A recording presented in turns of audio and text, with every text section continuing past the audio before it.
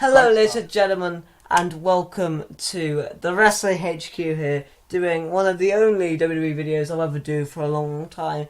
But I'm not alone, and no, I'm not joined by Robbie. I'm joined here with Superchazney. Say what's up. What's up?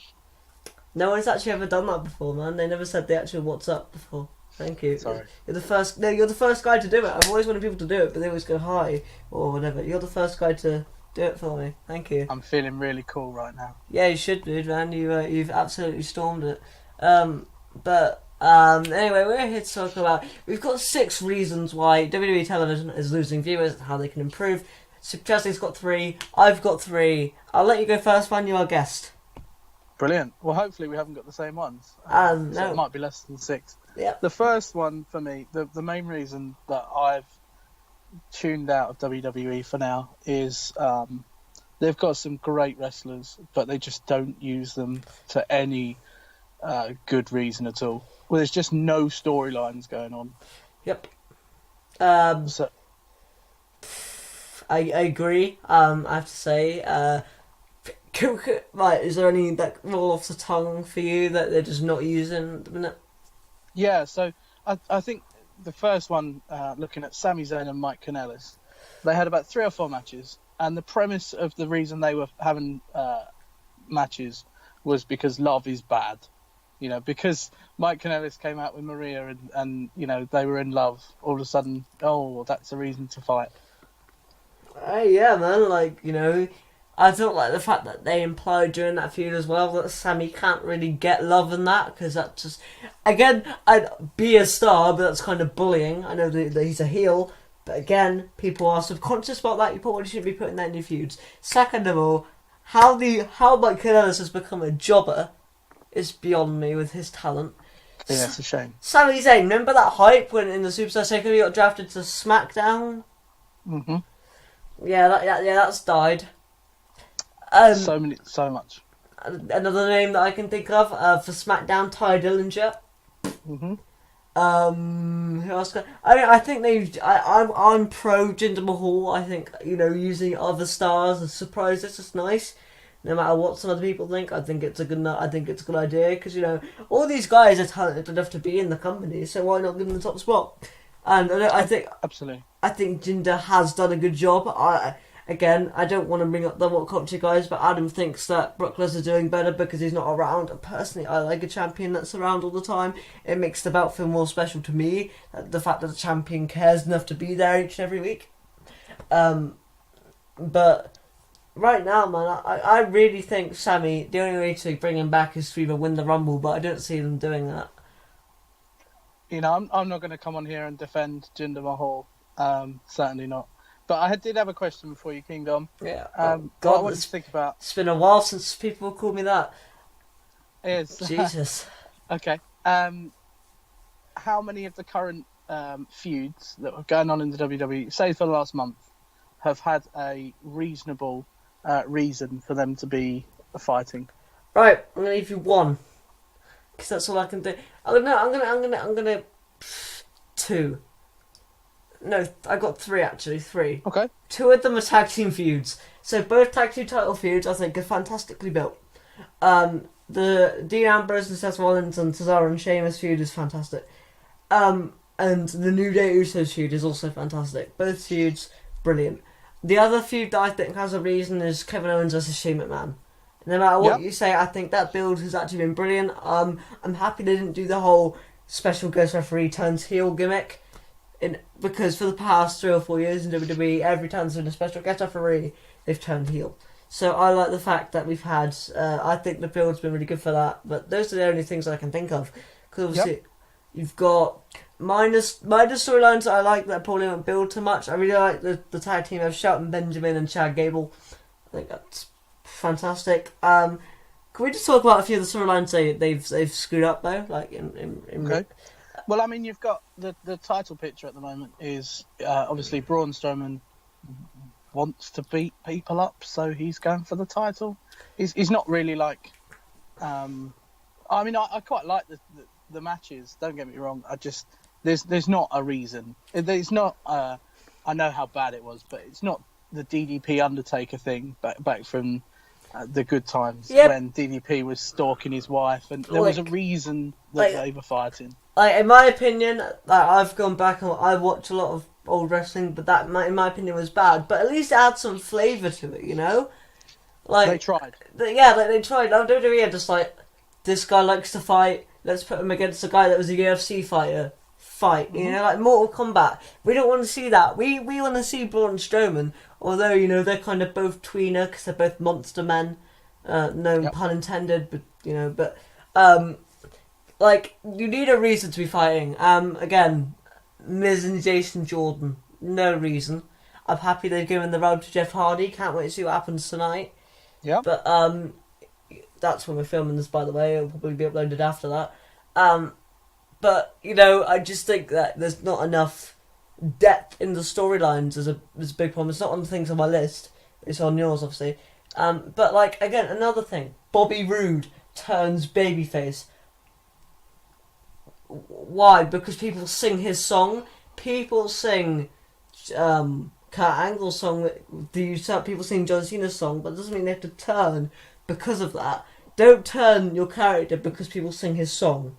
Alright? I think the problem for me with that one there, Dom, is anyone debuting from NXT, any of the big guys, they're going to get a big cheer when they come up.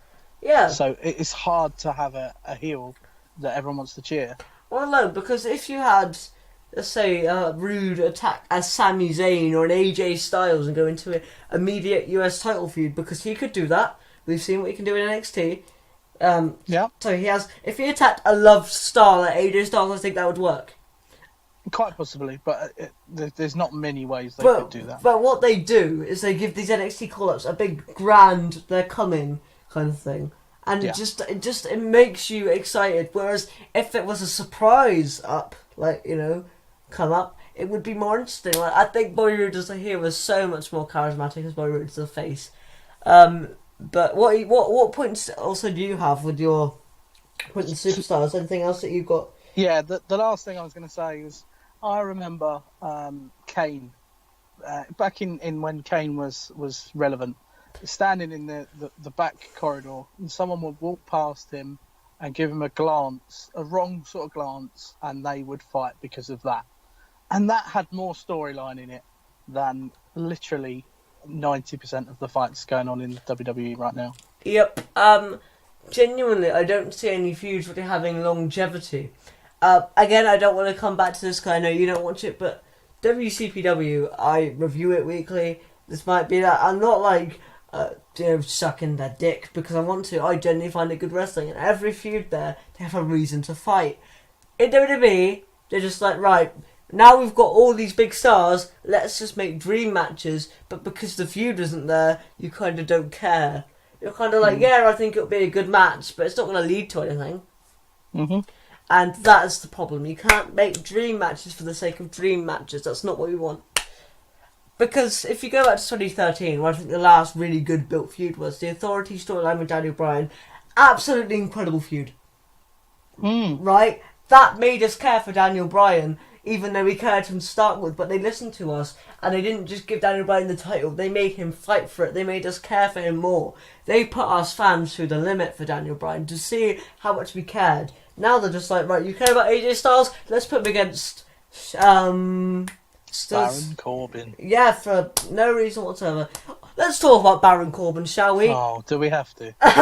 Why did they mess up his Money in the Bank feud for absolutely no reason? Because they didn't want to give him the title. But, like, why give him the Money in the Bank in the first place? I have no idea. Sami Zayn was it that Money in the Bank. I would have preferred Sami Zayn to get it and then to lose the contract. Because that's Sami Zayn's character. Now Baron Corbin's just like a bitch. Oh, man. But anyway, I'm going to go on to my first point. Yep, go for it. And my biggest thing. Raw and SmackDown are too close together for people to watch both nights, considering there are 5 hours in total. That's me personally. I don't... Obviously, they film it on Tuesday night. SmackDown, I think Raw should stay on Monday. But I think they should move SmackDown to maybe like a Thursday or Friday and tape it live, film it live, and keep it going. But for me, 5 hours of wrestling in 2 days is just too much. It just seems way too much, especially if you had a pay-per-view and an NXT TakeOver 2 days before that.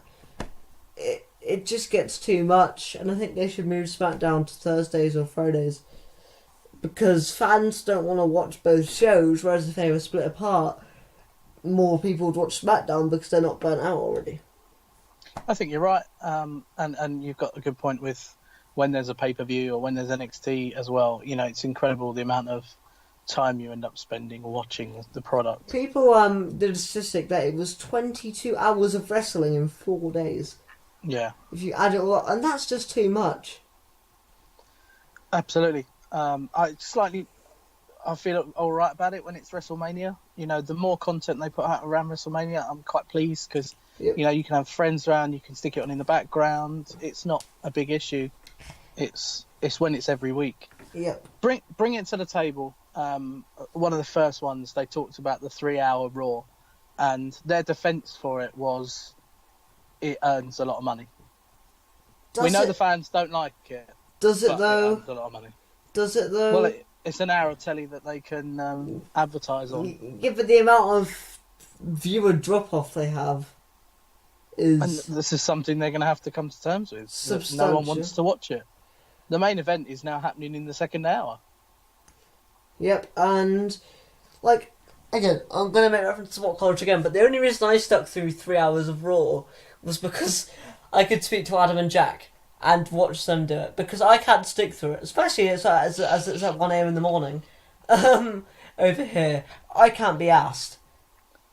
That moves on to my next point, if you don't mind. I've got it's hard to be a fan in the UK.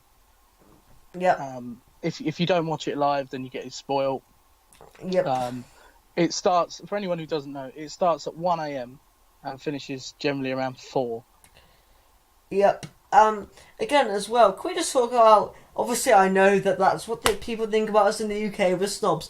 But the amount of heel UK gimmicks is stupid. Like, I understand it's wrestling, it's fake, it's fun, it's supposed to be like villain, that kind of thing, but... I get annoyed when people like Wade Barrett, who could be genuinely really good baby faces, as we've seen on the indie scene, and they're used as, oh, we're British, so we're going to be heel, ooh. Well, Jinder Mahal is a heel because he's Indian. He's actually Canadian, but... Well, that's what they're saying. No, he's totally Indian, he's not Canadian. But it's, it's silly. But again, it's really hard to be a fan in the UK just because you have to stay up and watch it. And especially when, people got lives to live. Theirs, right? They don't cater to us either because they don't change. They can't put it like even putting it on at midnight or something, like an hour earlier would do us a favour. Being honest. But you can't sit through 3 hours of wrestling. And then when they go to the UK, it's one of our biggest crowds, and they're like wondering why the UK fans are dropping off. It's because, first of all, you made Raw 3 hours. And second of all, now they're back to back, people are too tired to watch both shows. Again, especially if you got a pay-per-view before that, because people in the UK will stay for pay-per-views. Because, especially your Big Four, your SummerSlam, your Rumbles, your Survivor Series, and your Manias. But you can't really watch it with a focused head at that time in the morning. Is it bad that I was more interested in Jack and Adam than I was in the wrestling? Because, I can't watch Raw now without wanting to see their reactions. Obviously, didn't you cancel your Culture Extra subscription because they stopped that as well? Yeah, I was subscribing for the first couple of months, and I just struggled to get through, as you say, Raw and SmackDown. It was just, I had work the next day. It's just not viable to do that. Now I'll sit there and watch it in the background while I'm playing a game or something. What game would you play, man? Let's talk about how captivating WWE television is by going off a tangent. What games do you play? Oh, it could be anything. It could be a Football Manager or a Grand Theft Auto, anything. Yeah, what console do you use? Do you use PC? PC and PlayStation 4. Get in there. But no. But again, genuinely, I used to watch Raw. I was a big fan of Raw, but I was a little bit younger, so I didn't stay up for him. But when Adam and Jack and Ross and Petite used to have the live streams, I used to watch Raw and SmackDown weekly, back to back. Now they've stopped that, and I don't blame them if I'm being honest. Genuinely, I can't watch it. Yep. Because it's not captivating enough to be on television. Again, a few things I love that I would stay up and watch. Game of Thrones, I watch constantly. I've got that written down on my bit of paper in front of me, and it was my point. I don't know if it's because it's short term and it's not an every week thing, but Game of Thrones starts at 2 a.m. here, and I would stay up for that, and I wouldn't be falling asleep at the end of it. I would be excited and interested, and I wouldn't have to be playing a game at the same time. I could stay up because that was interesting and fun to watch. Yeah. But WWE television, you could miss it for a year and not miss a thing. Absolutely. Because first of all, the characters aren't deep enough, so you can learn what a character's like in a week. And second of all, I know obviously it's wrestling, so feuds kind of get forgotten after a while, but people become tag team partners after they've had a blood feud. Like, Jesus Christ. Sometimes it's stupid. Like, are you mad? Like, I get the Cesaro and Sheamus thing, because that was well built. That's what I agree with. But when you have people like, for example, can I think of any off the top of my head? Who's currently tag teams at the minute? Breezango. Yeah. Probably the highlight of SmackDown. Yeah, actually, I think it's Chad Gable and Shelton Benjamin now, but that's my opinion. But like, yeah, but I don't find it captivating enough to stay and watch it. Again, another thing I'll watch. It's a sci-fi show. It obviously airs in America as well at 11:30. Rick and Morty comes on. Again, it's not on all the time, but it's a weekly show that happens at 4:30 in the morning. I'll get up. Obviously, I don't stay up till 4, but I'll wake up at 4:30 in the morning to catch that. I wouldn't do that for Raw if it started at 4:30. Absolutely. Because things aren't captivating. Other shows I like. These shows don't come on at their specific time, but I know if they were on at that time, I would watch them. This might show how much of a nerd I am. Arrow, The Flash, other things that I'm a big superhero fan, if you haven't gathered. Picking up on that. The Walking Dead, things like that I would stay up and watch because they're captivating television. Monday Night Raw and Tuesday Night SmackDown are just not that anymore. They're just tough to get through. Yep. Anyway, can I get on to my second point? Yeah. The commentary genuinely gives you a fucking headache. Okay. And that, when you've got commentary for constantly 5 hours a week, when you're watching the show, it's genuinely difficult to get through. I agree. I was a big critic of Michael Cole a few years ago when he was doing stuff with the King, and when they were in the ring, couldn't deal with that. But I think he's turned things around. Actually, if I'm honest, I think he's quite professional in the way he does things. Yeah, man. But they're all just really dull. The only people that I care for on the commentary table is Corey Graves, because I think Corey's fantastic. Tom Phillips and Mauro Ronaldo. The rest of them are whitewashed. Byron Saxton's okay. Cole's fine. Booker T is god awful. And same with JBL, but he's left now.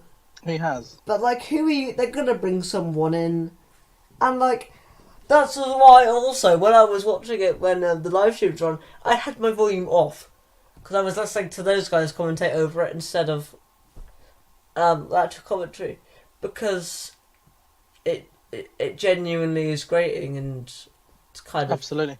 It's really horrible to watch. When you can sit there with your friend and commentate it better than they can, because you don't need the volume on when you got friends over. But if your friends make it more interesting than you, then the fucking guys that are paid to do it, you've got problems. Well, I do wonder if it's because they're being hampered. We hear about all these words they're not allowed to use, phrases they can't say. They're not allowed to use the term wrestler, briefcase. Fight, I think is another one. You do wonder if they're being hampered so much that they're too scared to speak. Again, championship, is that one or is it belt that they don't use? I think it's belt. But You know, like, it just genuinely, like, when Vince McMahon's like, you can't use the word briefcase. Why? Yeah. What is wrong with the fucking word? People use it in everyday life. People aren't going to go, oh, they use the word briefcase, now I ain't going to watch that. When you come up with stupid words to use, then they're going to stop watching because you're insulting their intelligence. Absolutely. People don't need to be wowed by your own amazing dictionary, Vince. Use basic words, so because it's meant to be a kids show. Some people might go, "Oh yeah, that's a championship. They're going to be announcing a belt," and some people are going to go, "Oh yeah, that's a whatever they call the briefcase. Oh yeah, that's not a briefcase," and then they're going to be confused because kids watch it because you made it kid orientated, and now you've screwed it up. You can't change things and then be, "Oh yeah, we're kid friendly." Silly. Have they banned the word structure yet? Probably. That was the one that JBL used. I think it was 47 times in the Punjabi prison match. Yep. Unbelievable. But genuinely, it's grating. It's not fun to watch when your commentators are like, "Why don't you use this word?" and things like that. You know. And I get some of like swear words are banned and some other words, but words like fight. Really? Mm. They're gonna have a match. What are they gonna? Are they gonna like start smoking cigarettes or something with the fucking match? Have a contest. Yeah, they're having a fight inside a ring, not the squared circle. That's a fun thing. A wrestling ring. They are wrestlers. They are not superstars. It boggles the mind as to I can understand them wanting to coin the phrase superstars. I can, and the way they use the divas as well. That all right, okay, it wasn't great, the divas. Well, I mean, but I understand why they would want to coin the phrase divas. You know, TNA had the knockouts. Sorry about that. It makes it synonymous with that brand, but I don't understand why they'd not want to use the word briefcase. I don't see there's any benefit to that.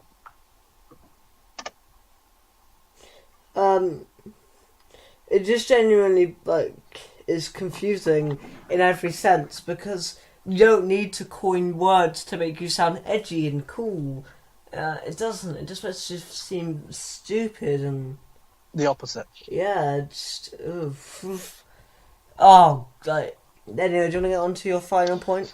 Yes. Now I know you are a big What Culture fan. I am indeed. There was a video this week by one of their most underrated guys, Simon, who was talking about something very similar to what we're talking about today. Some of the big issues going on with WWE insulting the fans. Mine is literally storylines that just don't pay off.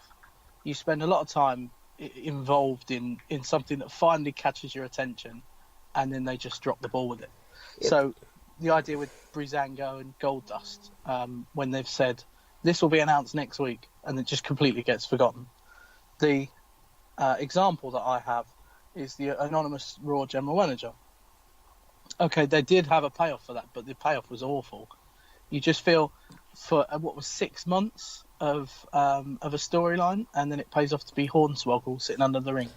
Dude, don't diss the Swoggle. Don't diss the Swoggle. I have no problem with Hornswoggle. My issue is that should have been something a lot bigger. That could have been a real platform for a heel to go on and use that, to elevate themselves on the card, but it just got dropped and there was no point to it. Yep, again, and one person that I really wanted it to be is William Regal. I think that would have been perfect. Because... You're a big William Regal fan. Really big. I think the stuff he's done on NXT is fantastic. Genuinely, I think... I'm not a big fan of Kurt Angle as GM. And I know Kurt Angle's back. Woo! But as a GM, he kind of just feels a little bit bland. And is that because everyone wants him in the ring? I genuinely don't mind if he goes back in the ring or not. But as his character as a GM, he doesn't have the energy of a Mick Foley or a Daniel Bryan.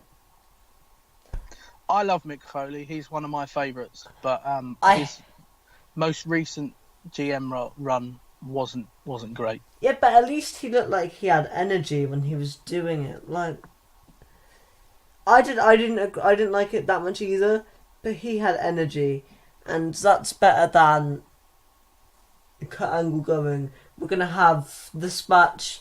Fair enough, that he doesn't really come out with fire like Daniel Bryan does. Obviously, I know Daniel Bryan doesn't even want to fucking be there, but at least he, maybe that's because Kurt also wanted to get back in the ring, and he's just kind of purveying his time, because obviously he knows he's going to get there eventually. But I don't know, man, something just feels off with him being in that GM role. Very true.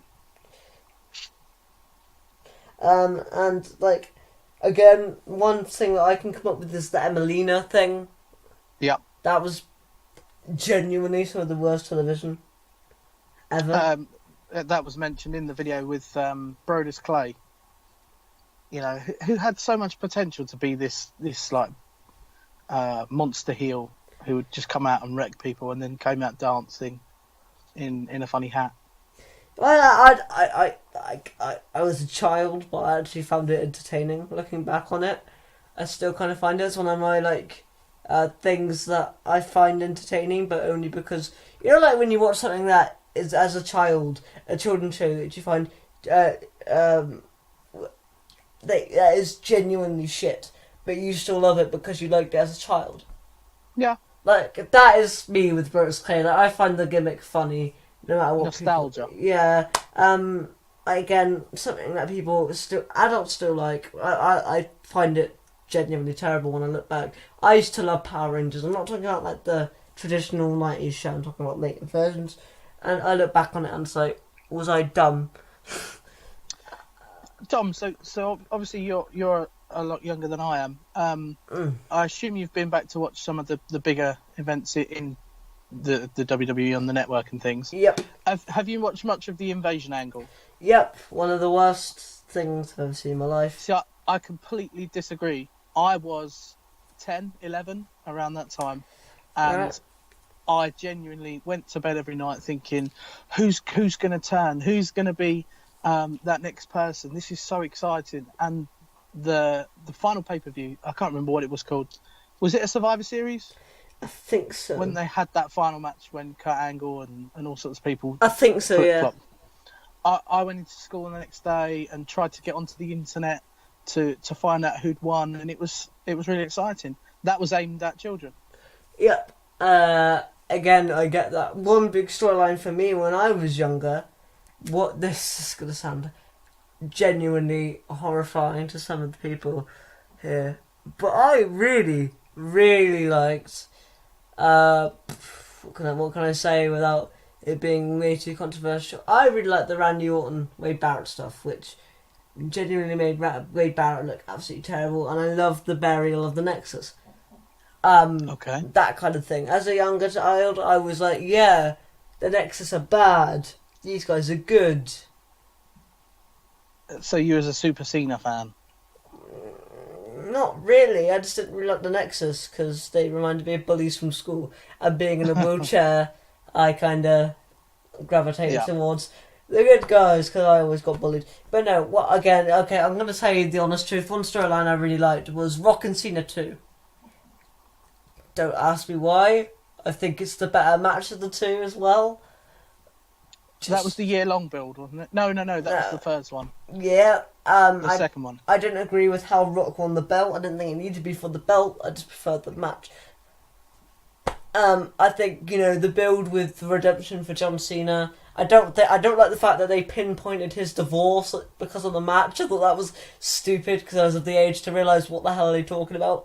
But I really enjoyed the build up to that because whenever The Rock came back, it was cool and stuff.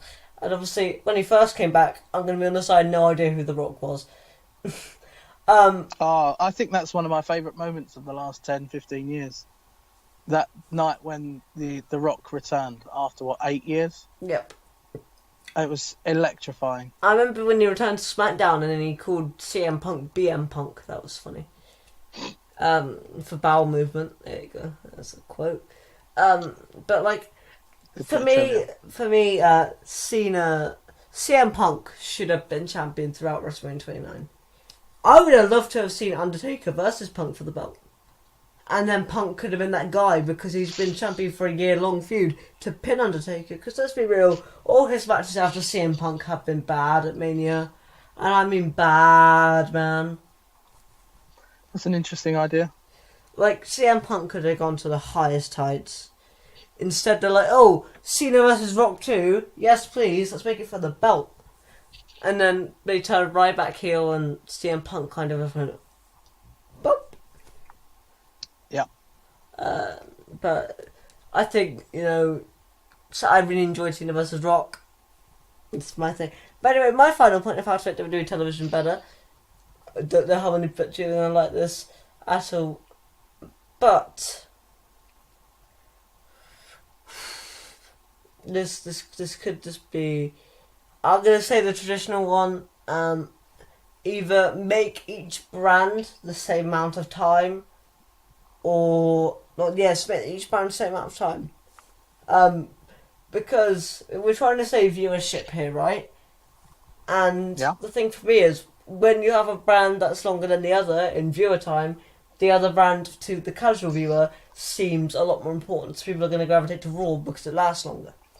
So either you bring down the time of Raw or you up the time of SmackDown. I want them to bring down the time personally.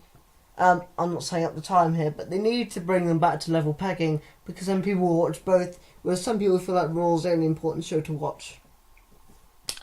I both agree and disagree, Dom.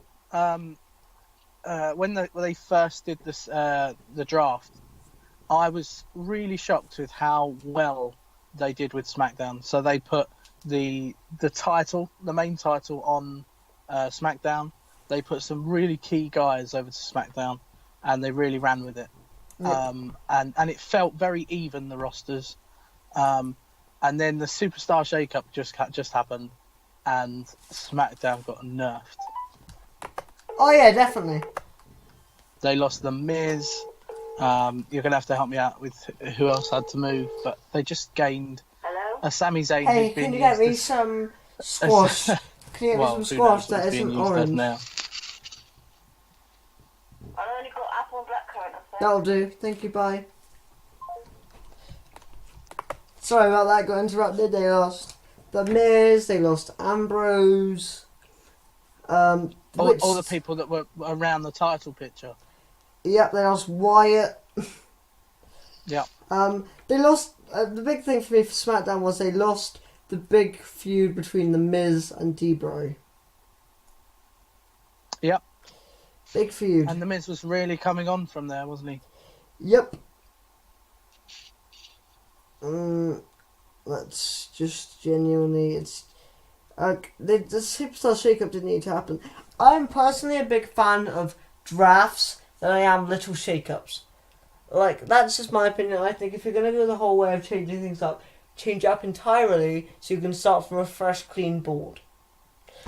Instead of keeping a few certain superstars here, a few different superstars there, so some things can continue, but others can't. I think just wipe the board slate, wipe it clean, and start again.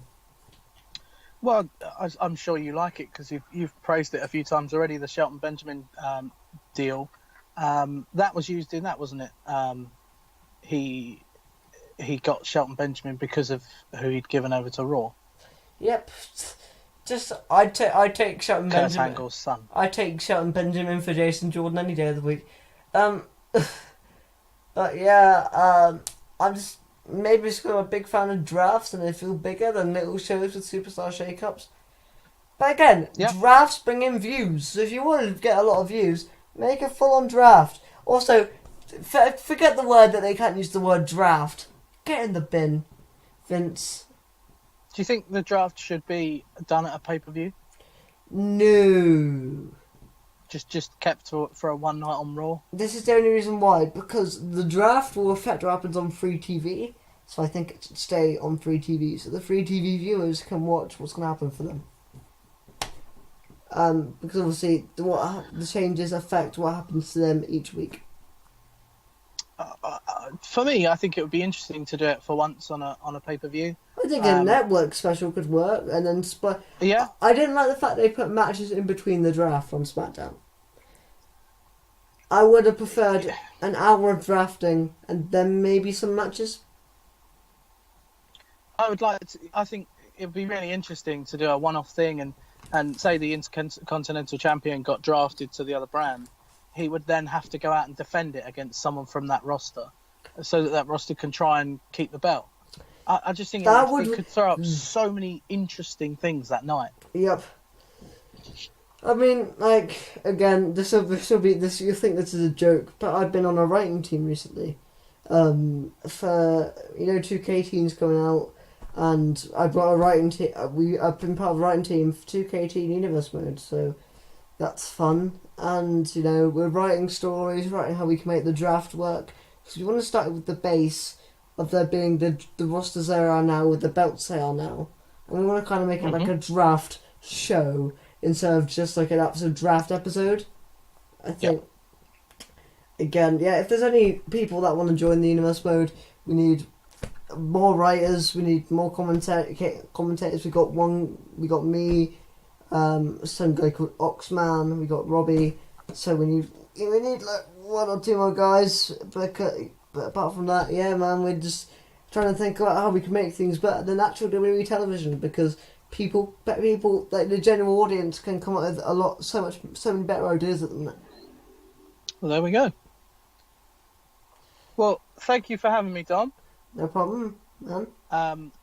Anyone who's listening who hasn't subscribed, I would really recommend subscribing to Dom. He's a nice guy, probably a little bit Roman Reigns-y, so people from What Culture might remember him from certain streams, but I can promise you he's a nice guy. This is my Just yard, give him the man. opportunity. This is my yard. You're not helping. Hoorah. But give him a chance. Just give him a little subscription and see how we get on. Yeah, and also if you like Universe Mode as well, the place is here, man. There you go. But apart from that, thank you for coming on Superchazney. We'll probably have you on again in the future. If there is any other... we'll probably have you on somewhat in the future as well. If you're up for that. We'll see if your fans or your subscribers have liked the video. Well, I don't care about them because I'm Roman Reigns. Hoorah. What are the things you say? Not sure who that makes me then. Suffer and Succotash. You can be... you could be John Cena. I'm not sure many people like him either. But are you well liked yet though? That's untested, right? We'll put you as Jason Jordan. Kurt Angle's fake son. Yeah, there you go. That'll give you a nice rub, won't it? Absolutely. Yeah, anyway. Thank you guys so much for watching my video. Comment and subscribe. Do you want me to plug the Twitter for you? No, you plug your own. We'll plug both if you want. Mine is... Hang on 2 seconds. I always get confused. Mine is at the real king _Dom. You can find it in the description. And Superchazney is just at Superchazney, isn't it? It is. Yeah, so there you go. I'll put his Twitter in the description as well. But until then, guys, you'll probably see me doing live reactions of some sort to SummerSlam 2010. Thank you, Tom. I appreciate it. I don't like SummerSlam 2010. I look forward to watching that. Oh, God. Alright, anyway, guys, I'll see you guys also very much on... it's not going to get uploaded tonight, but I'll see you guys... tomorrow for the stream, so it'll be tomorrow. Bye. But bye, guys.